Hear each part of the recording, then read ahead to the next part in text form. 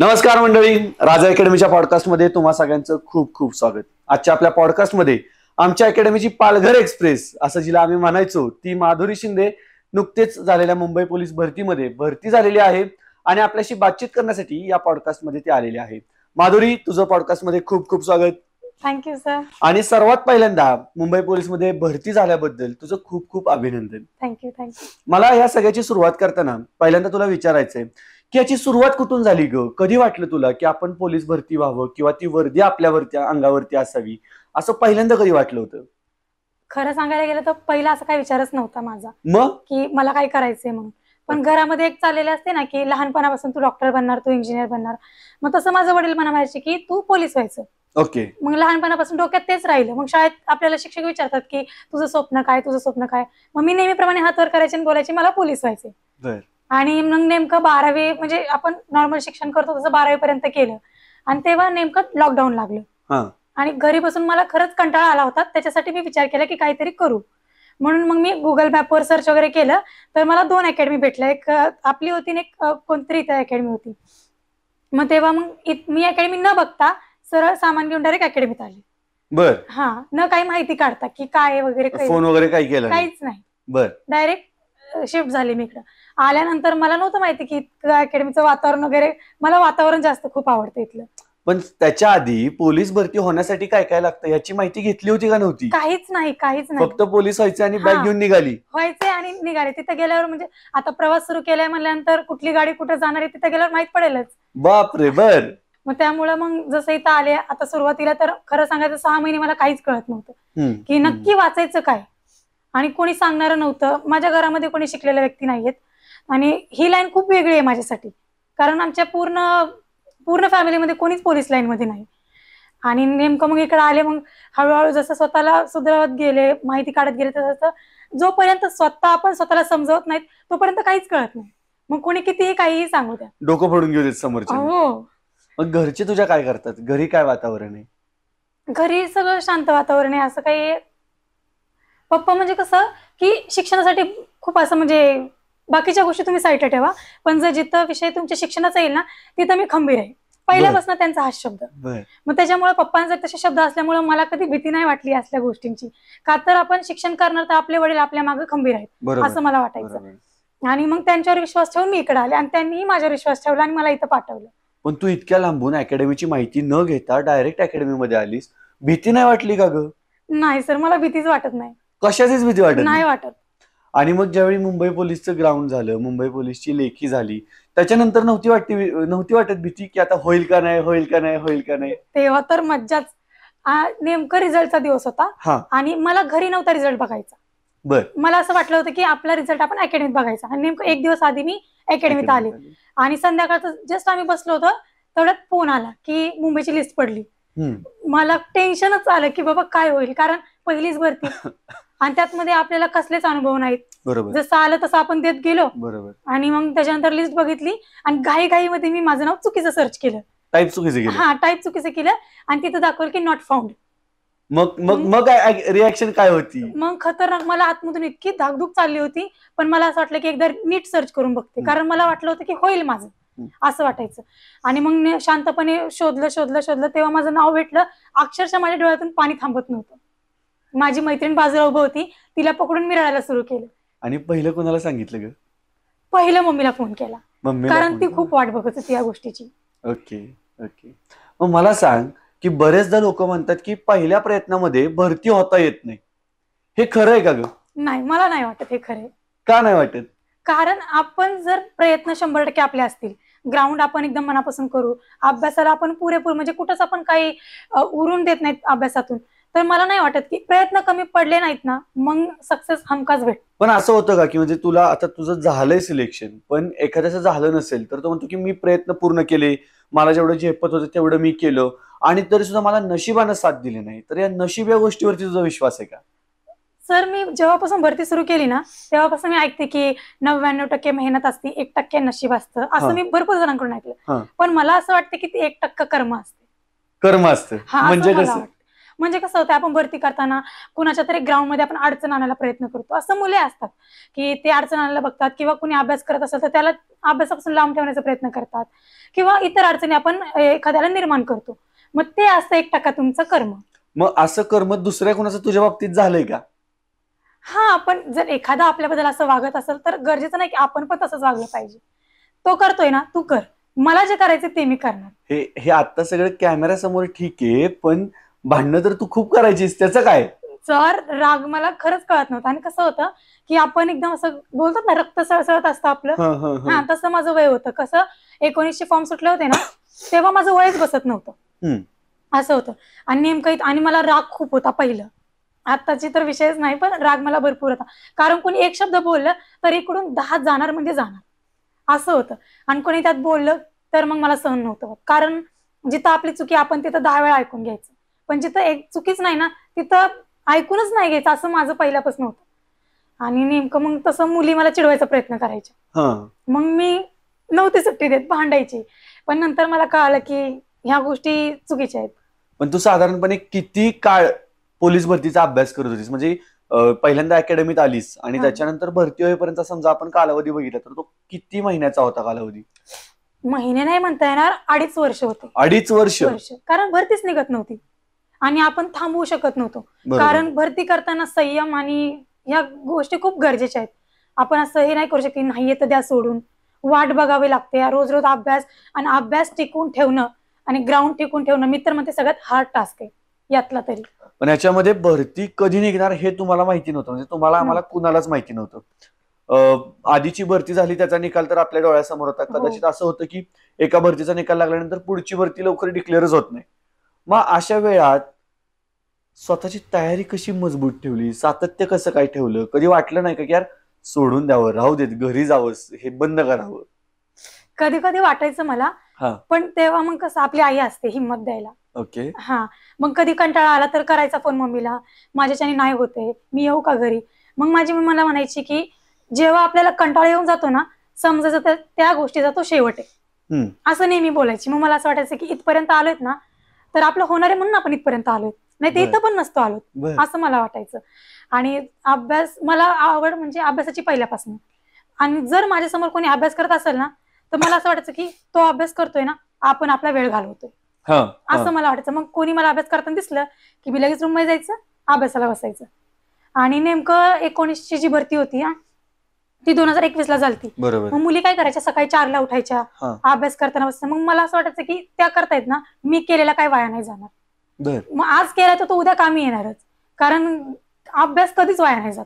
पण अशी एखादी कोणती गोष्ट होती का की ज्याच्यामुळे, म्हणजे 2021 ची भरती झाली त्यावेळी तू नुसती बघत होतीस, त्यावेळी तुझा फॉर्म नव्हता, त्या भरतीमध्ये जे लोक अपयशी झाले, ज्यांना यश नाही मिळालं किंवा ज्यांचं सिलेक्शन नाही झालं आपल्या भाषेमध्ये, त्या लोकांनी केलेल्या चुका तुझ्या डोळ्यासमोर होत्या आणि त्या चुका आपल्याकडून होणार नाहीत याची तू काळजी घेतलीस, असं काही झालं का? एक मुलगी होती, मला नाव नाही आठवत तिचं, पण मी तिला विचारलं होतं की तू सांग म्हणलं भरती कशी असते. मग ती मला म्हणली की भरती खूप हार्ड असते, किती किती पण तुम्ही लेखी टाका, किती पण ग्राउंड टाका, 1-1 मार्काने आम्ही गेलो, असं तसं. मी खरं सांगू, मला ते 1 मार्काचं दुःख सहन नव्हतं करायचं. खरंच मी विचार करायचे की आपण इतकी मेहनत करायची, इतकं ग्राउंड करायचं, आणि नेमकं जेव्हा आपण पूर्ण करणार आहेत तेव्हा 1 मार्क तो आपल्याला पूर्ण 2 वर्ष मागे घेऊन जाईल. बरोबर आहे. मग ते नकोच. त्याच्यापेक्षा आपण 4 वर्ष जी मेहनत करायची ती आपण 1 वर्षात केलेली बरी, असं मला वाटायचं. या सगळ्या प्रोसेसमध्ये म्हणजे तुमचं तयारी करण्याचं ठिकाण सातारा होतं, सातारा, आणि तुम्ही भरती झालाय मुंबईला. तर सातारचं वातावरण आणि मुंबईचं वातावरण, दोन्हीकडच्या वातावरणात फरक आहे. ज्यावेळी फिजिकलला लोक मुंबईला गेले त्यावेळी त्यांच्या फिजिकलमध्ये डेफिनेटली 2-3 मार्काचा फरक तरी पडला होता. त्यावेळी थोडंसं स्वतःवरती डाऊट घेणं किंवा त्यावेळी थोडंसं आता अवघड झालं, असं काही झालं होतं का त्यावेळी? किंवा मुंबईच्या फिजिकलचा अनुभव कसा होता? फिजिकल द्यायच्या आधीच माझा क्रॅम्प पाहायला आला होता. बर. आणि त्याच्यामध्ये मला पळताही येत नव्हतं, असं गोष्ट होती. पण मला असं वाटायचं की इथपर्यंत आलोत ना तर शेवट करूनच जायचा. आणि त्याच्यानंतर भरतीचं जेव्हा ग्राउंड लागलं ना तेव्हा माझी ट्रीटमेंट नुकतीच झाली होती, आणि मला असं वाटलं की आपण कव्हर करून घेऊ. कारण भरतीच्या निघायच्या आधी मी एक डेमो दिला होता की आपलं फिजिकल किती पडतं, तेव्हा माझं 43 मार्काचं फिजिकल पडलं होतं. तर मला काय वाटलं की भरतीच्या पिरियडमध्ये जर आपलं 1-2 मार्क इकडे झाले तरी पण आपण लेखीने कव्हर करू, असं मला वाटलं. एवढा कॉन्फिडन्स आला होता. आणि ग्राउंडवर गेल्यानंतर अक्षरशः माझं फिजिकल 10 मार्कांनी कमी आलं. मग म्हणजे 43 मार्काचं फिजिकल माझं 33 मार्काचं पडलं. पण मला तरी पण मुली मला म्हणायचे की आता होईल का तुझं. आमच्या कास्टच्या मुली होत्या 4,500 मुली. आणि जागा किती होत्या? 276 जागा. ओके. आणि फॉर्म पूर्ण काहीतरी 2.5-3 लाखाचे आले असतील फॉर्म. पण फिजिकलला मुली क्वालिफाय झाल्या होत्या 4,500 लेकीसाठी. हा, लेखीसाठी क्वालिफाय झाल्या होत्या. मी विचार करून करायचे की ऍटलिस्ट यातल्या 500 मुलींची लेखी नसेल. इतक्यांचं फिजिकल एवढं छान पडलं. अक्षरशः मुलींचं फिजिकल खूप छान पडलं होतं. 43, 45, 50 असं. आपण 33 किती मागे. आणि मग मला असं वाटलं की नाही, जाऊ द्या, लेखीने आपण कव्हर करू. कारण मला विश्वास होता माझ्या अभ्यासावर, कारण मी भरपूर अभ्यास केला होता. आणि मग नेमकं भरतीचा आणि विषय काय होता की गणित, बुद्धिमत्ता ह्या सगळ्या गोष्टीचा सगळ्यांनी कसा अभ्यास भरपूर केला होता. का तर मुंबईचा पेपर हार्ड पडतो. गेल्या वर्षीचा पॅटर्न बघून सगळ्यांनी सीसॅट पेपरचा अभ्यास केला. आता गेल्या वर्षी जो पॅटर्न त्यांनी टाकला तो ह्या वर्षी कशाला टाकतील असं मला वाटायचं. मग मी काय केलं की दुसऱ्या पॅटर्ननी मी अभ्यास केला. करंट अफेअरचा भरपूर अभ्यास केला. बर. आणि मला आवडतही होतं. तर मग आजची गोष्टच नव्हती करंटची कोणती घडलेली की जी सकाळी घडली दुपारपर्यंत मला माहित नव्हती, अशी होती. आणि नेमकं त्याचा मला भरपूर मुंबईला फायदा झाला. अक्षरशः 80% करंट अफेअर पडलं होतं. मी पेपर दिला, मी इतकी खुश होती. आल्यानंतर मी जेव्हा फोन केला मित्रमैत्रिणींना, ते मला म्हणले झाली तू पोलीस, झाली तू पोलीस. पण मला असं वाटायचं की नाही, लिस्टमध्ये नाव बघितल्याशिवाय आपण आनंद साजरा करायचाच नाही. बरोबर. आपल्याच आनंदाला आपली नजर नागायला नको. अरे बाप. हो. आणि तसं झालं. मग रिझल्टचं टेन्शन वगैरे, शेवटी रिझल्ट लागला आणि पहिल्या भरतीत भरती होण्याचं स्वप्न माझं पूर्ण झालं. याच्यामध्ये कुठे असं नाही का वाटत किंवा तुला तुझं मन सांगत होतं की करंट अफेअर्स कर किंवा स्ट्रॅटेजी चेंज कर, गेल्या वेळेचा पेपर रिपीट नाही होणार, त्याचं ऐकलं आणि याचा फायदा झाला. मग मन जे आपल्याला सांगत असतं ते खरं सांगत असतं असं कुठेतरी पटलं का? कधीतरी मनाचं ऐकावं, सारखं मनाचं ऐकू नये. म्हणजे सारखं मनाचं ऐकल्यानंतर काय होतं याचा अनुभव घेऊन झालाय का? हो, घेऊन झालाय. Okay okay. मनाचं कुठं तरी ऐकावं मनाचं, नाहीतर मी तर म्हणते डोक्याचंच ऐकावं. कारण आपलं मन असतं चंचल.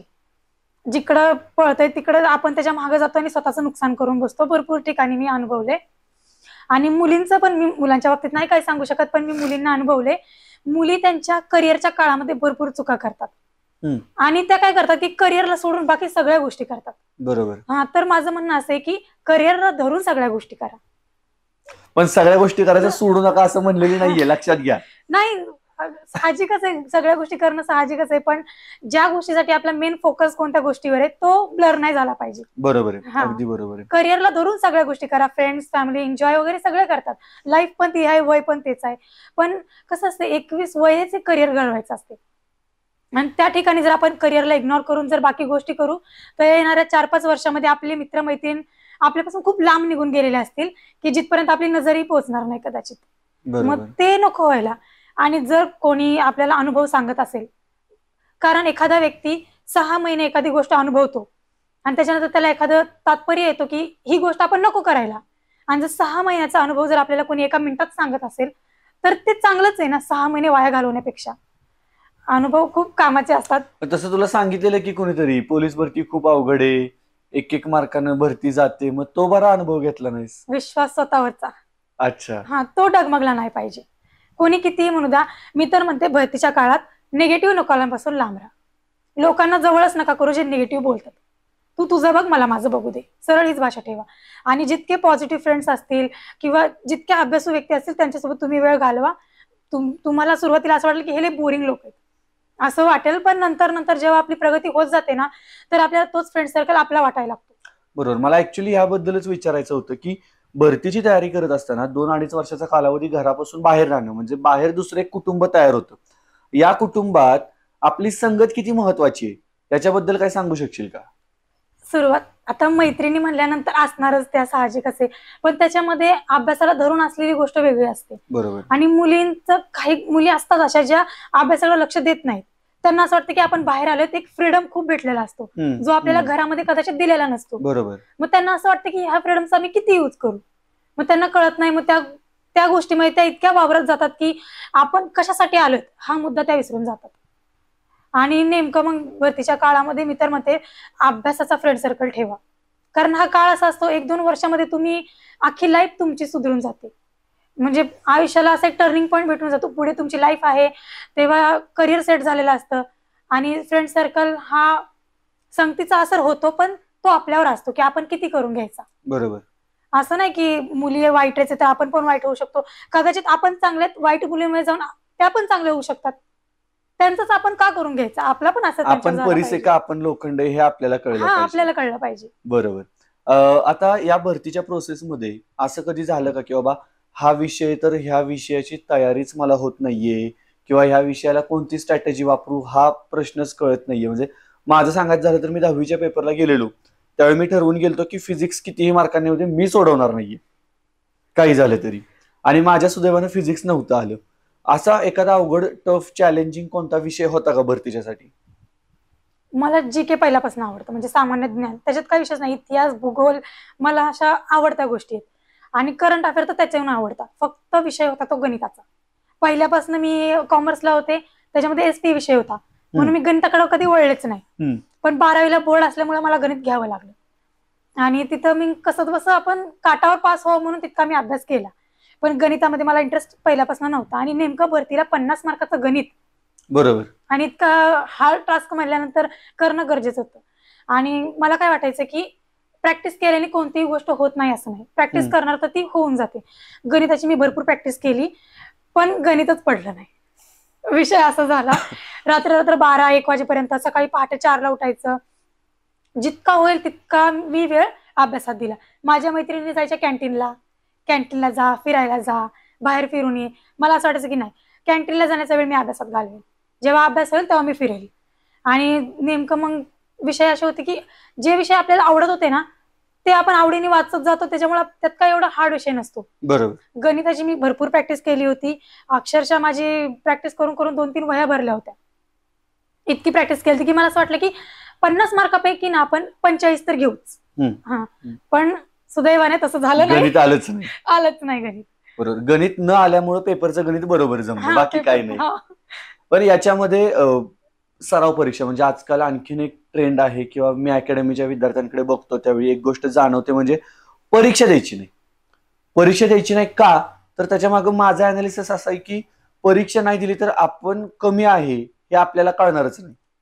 आणि कुठेतरी लोकांना भीती वाटते परीक्षा द्यायची. म्हणजे जे सिरियस आहेत ते परीक्षा मग अगदी 100 पैकी 25 मार्क पाडायचे असतील तरी परीक्षा देतात. पण काही लोक परीक्षेच्या दिवशी त्यांना गावाला जायचं असतं, परीक्षेच्या आदल्या दिवशी गावाला जायचं असतं. मग तुझ्या आयुष्यामध्ये किंवा तुझ्या भरतीच्या प्रोसेसमध्ये ही डेमो परीक्षा जी आपण घेतो त्या परीक्षेचं काही महत्व आहे का? डेमो का द्यावा आणि पेपर का द्यावा याचं सगळ्यात मोठं उदाहरण म्हणजे आपण कुठे आहोत हे आपल्याला कळलं पाहिजे. बरोबर. कारण भरतीची स्पर्धा हे आता पहिल्या काळात वेगळं होतं, पण आता स्पर्धा खूप वाढलेली. आपण कुठे आहोत आणि आपल्याला अजून किती प्रगती करायची हे मला असं वाटतं की पेपरावरून किंवा डेमो दिल्याने कळतं. आणि मुलं घाबरतात स्वतः कुठं आहेत हे बघायला. बरोबर. हा, आणि ते काय करतात, मी बघितलंय भरपूरदा की मुलं पेपरामध्ये मार्क वाढवतात. 65 असेल तर कुठं 68 कर, किंवा 75 असेल तर कुठे ते 91ला नेऊन टेकव. असं नका करू, कारण आपण स्वतःला फसवतो याच्यामध्ये. आपण काय वाटणार की 4 मित्रांमध्ये आपल्याला तुला 91 पडले, हा मला 91 पडले, तुला 75 पडले, हो मग माझी लेखी वाढली. अरे पण तू बघ ना, तू काय करून केलंय की तू मार्क वाढवलेस. आता इथं चालेल, मेन भरतीच्या काळामध्ये सपोर्ट करणारा कोणीही नसतो. अक्षरशः एका ताटात जेवलेला मित्र सुद्धा तिथं सपोर्ट करायला नसतो. तोही म्हणतो 5 मिनिट थांब, आधी माझं होऊ दे. आणि तशा काळामध्ये मग मला असं वाटतं की स्वतःची भरपूर तयारी पाहिजे आणि आपण कुठे आहोत हे कळलं पाहिजे. बरोबर. त्याच्यासाठी पेपर द्यावा.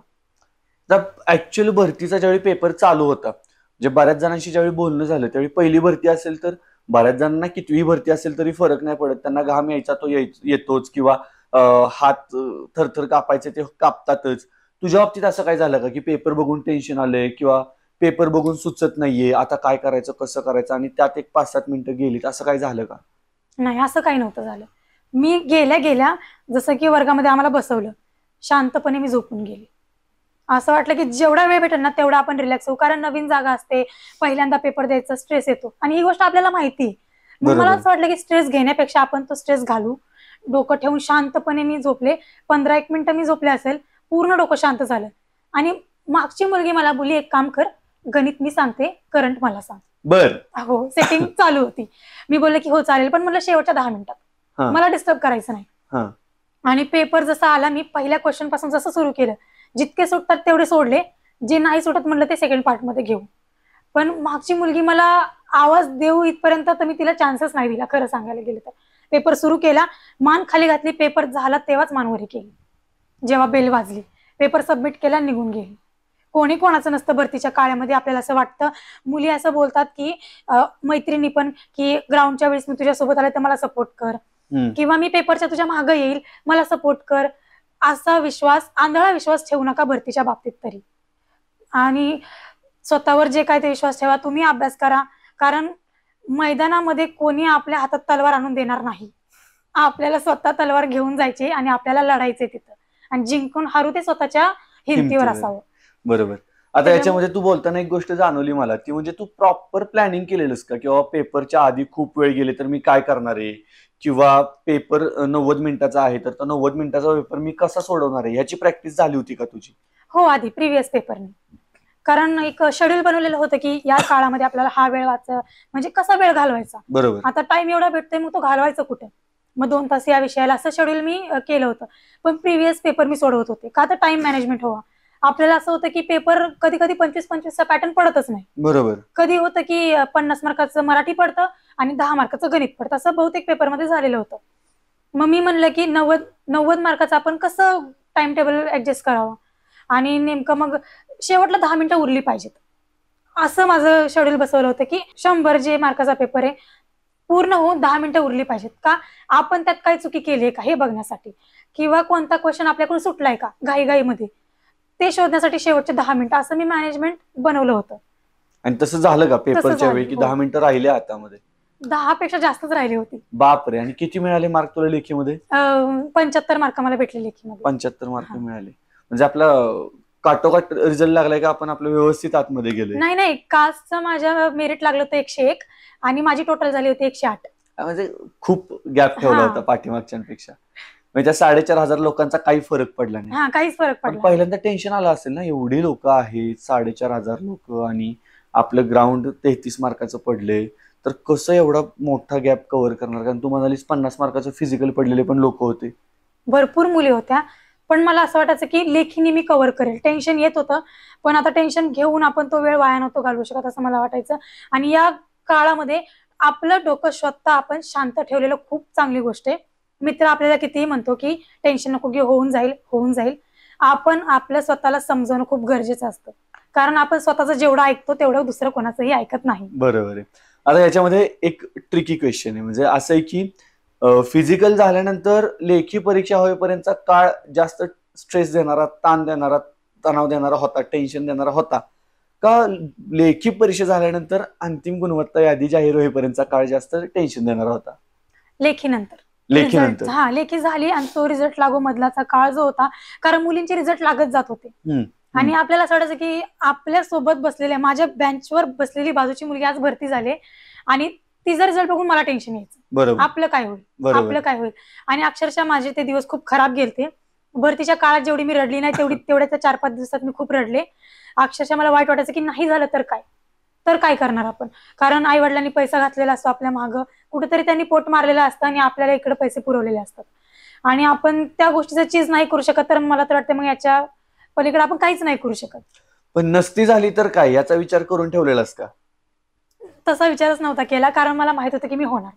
आणि ज्यावेळी आता डिम्पल असेल किंवा प्रिया असेल, आपली दर्शना असेल, ही लोकांचे निकाल येत होते, नेहाचा निकाल येत होता, पूनमचा निकाल येत होता, आणि आपला मात्र निकाल अजून पेंडिंग आहे, तर त्याच्यामध्ये कुठेतरी डाऊट वाटायचा का, की अरे हिचं पण होतंय, माझा अजून निकालच येत नाहीये, माझं काय होईल, असे विचार कधी आलेले का?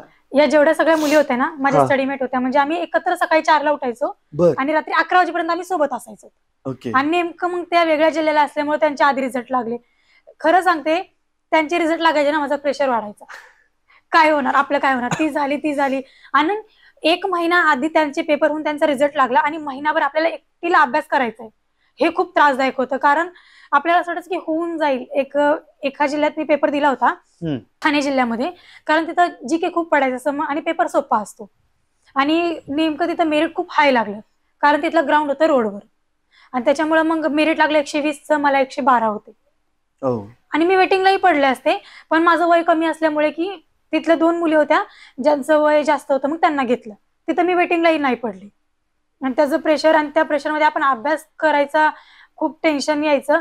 पण शेवटी मला असं वाटायचं की जेवढे दिवस राहिले त्याचा आपण उपयोग करून घ्यावा. बरोबर. नाहीतर हे दिवस घालवणार नंतर पस्तावाच होईल. आपल्याला काय नाही, आपल्याला असं वाटेल की वेळ होता तर आपण टेन्शन मध्ये घालवला, बरोबर. असं वाटायचं. भरतीचा निकाल ज्यावेळी लागायचा होता त्या प्रोसेसमध्ये आपण घरून परत अकॅडमीत जाऊन थांबावं असं का वाटलं होतं? मला तो आनंद माझ्या मित्रांसोबत किंवा मैत्रिणींसोबत आणि शिक्षकांसोबत हे करायचा होता. कारण निकाल लागला तेव्हा होते का शिक्षक अकॅडमी? होते सगळे होते.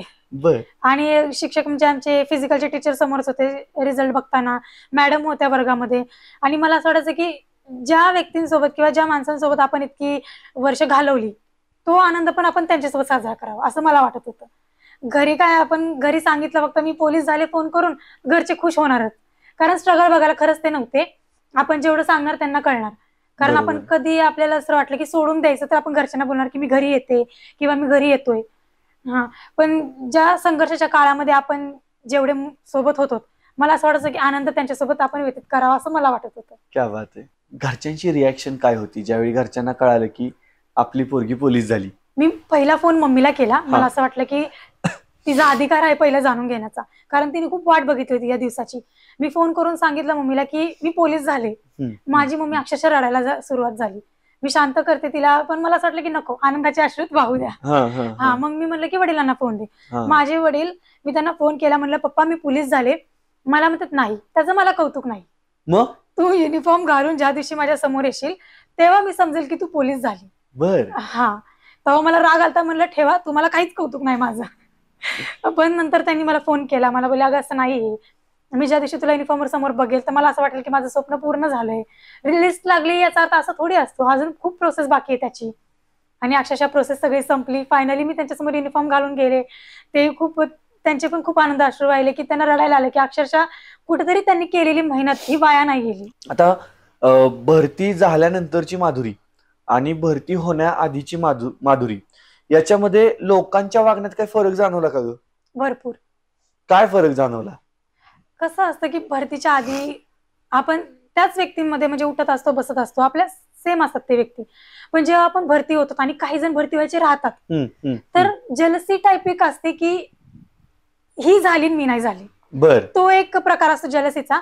आणि एक किंवा असं असतं का ही झाली नाही माझं तर व्हायलाच हवं होतं, मग असं जाणवलं का? म्हणजे जेलसीच झाली ती की हिचं झालं माझं नाही झालं, हिचं झालं आणि माझं राहून गेलं, असं होतं. आणि कसं असतं की भरतीच्या काळामध्ये आपल्याला भरपूर अडचणी येतात. तेव्हा असं कोणी फॅमिली मेंबर नसतो आपल्या कुटुंबाला सोडलं तर, जे आपण नातेवाईक बोलतो. बरोबर. त्यांचा असं कधी मला फोन नव्हता की माधुरी तुझं कसं चाललंय, अभ्यास कसा आहे, तुला गरज आहे का कशाची, किंवा काय हवंय का तुला, असा मला माझ्या भरतीच्या काळात म्हणजे 2.5 वर्षाच्या काळात मला एकही फोन नाही आला. नातेवाईकांना माहिती तरी होतं का तुझं आता? नाही, माहिती सगळ्यांना नव्हतं. ओके. पण नव्हता मला कोणी फोन केला. मामा वगैरे सगळे आहेत मला भरपूर, मोजायला येऊ शकत नाही इतके नातेवाईक आहेत मला. पण माझ्या आई वडिलांना सोडून त्यांच्याशिवाय मला कोणी सपोर्ट केला नाही किंवा कोणी कधी विचारलं नाही मला की तुला काय हवंय का, जेव्हा आमची गरज तुला लागेल तेव्हा तू आम्हाला हक्काने फोन करू शकतेस, असं कोणीही नव्हतं. आणि जेव्हा माझ्या भरतीचा रिझल्ट लागला, मला ज्या व्यक्तींची नाव माहित नव्हती, म्हणजे त्यांना माझी माहित असतील पण मी त्यांना कधी समोर बघितलं नाही, ओळखलं नाही, ते माझ्या लग्नासाठी स्थळ पाठवत होते. बर. हो, की आता लग्न करायचं कायचं, आता तिचं शिक्षण झालंय. आणि मम्मीने कसं थांबवून ठेवलं होतं. जेव्हा पण स्थळांसाठी फोन यायचा तर मम्मी म्हणायची की नको, मुली शिकतायत तर शिक्षण पूर्ण होऊ शकतं, लग्नाचा विषय नको. मग त्यांची फोन यायला लागली की आता शिक्षण झाले मग करायचं का लग्न वगैरे, असं भरपूर जणांचे फोन आले. पण माझं काही ठरलेलं नाही की लग्न आता करायचं, कारण आता आयुष्याची सुरुवात झाली. स्कोप आहे.